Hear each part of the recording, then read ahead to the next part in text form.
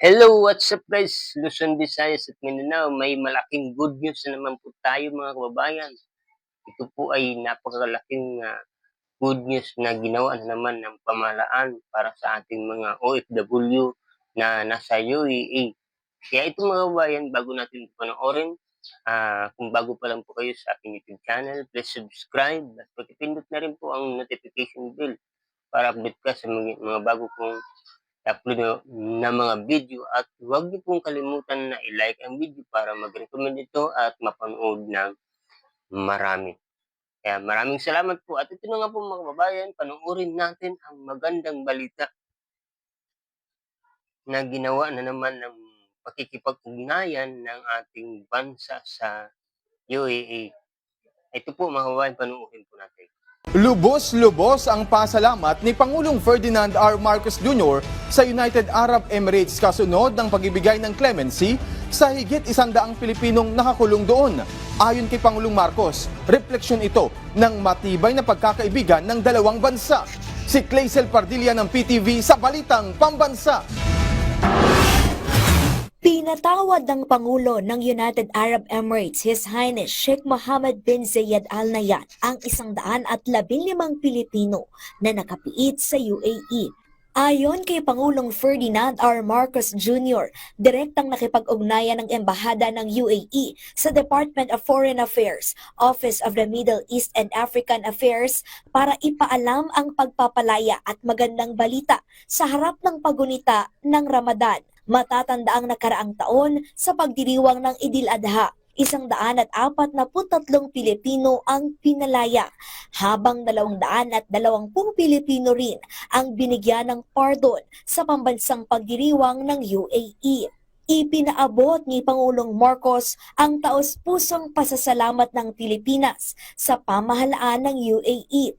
Refleksyon anya ito ng espesyal na partnership at matibay na ugnayan ng dalawang bansa. Salamin ng pagkakaibigan at respeto ni Pangulong Marcos at Sheikh Mohammed sa isa't isa at pagpapakita rin ng pagpapahalaga ng pamahalaan ng UAE sa halos 1 milyong Pilipino na naninirahan sa naturang bansa. Pinuri ni Pangulong Marcos ang malasakit ng UAE na naging tulay para mabigyan ng pangalawang pagkakataon ang mga nahatulang Pinoy na makapagbagong buhay at muling makapiling ang kanilang mga pamilya na ilang taon na nilang hindi nakikita.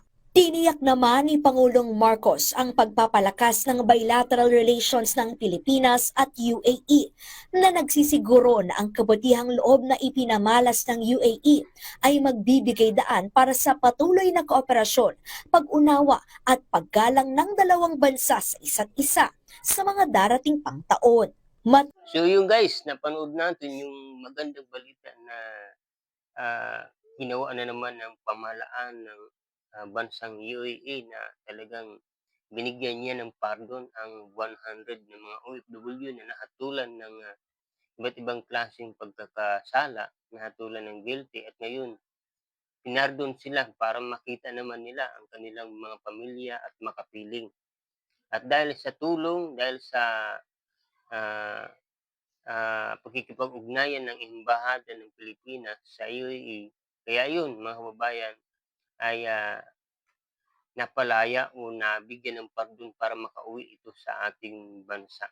Kaya yung mga kababayan, alam naman natin na tuwing ganitong Ramadan, tawag dito yung pag ng Ramadan man tawag dito, na kapagka tuwing ganitong sitwasyon na nangyari ay mayroong pinapalaya.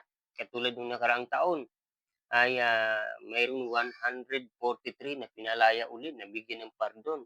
At maliban dun mayroon pang 200 na nabigyan uli ng pardon doon sa bansang UAE. Kasi alam naman natin mga kababayan, napakaraming mga Pinoy ang naninirahan doon sa mga OFW sa UAE. Kaya dahil sa magandang relasyon ng bansa natin sa bansa ng UAE, kaya yun ay maganda ang nagiging resulta, maganda ang kanilang communication ng bawat isa dahil sa kanilang partnership. Kaya ito po mga kababayan, masabi ko dito, yun yung ba ang presidente na bangag, yun ba ang presidente na weak, yun ba ang presidente na adik, na marunong makipag-ugnayan, na mayroong pagpapahalaga sa ating mga Pinoy, mayroong malasakit. Yun ang tunay na may malasakit, mga kababayan.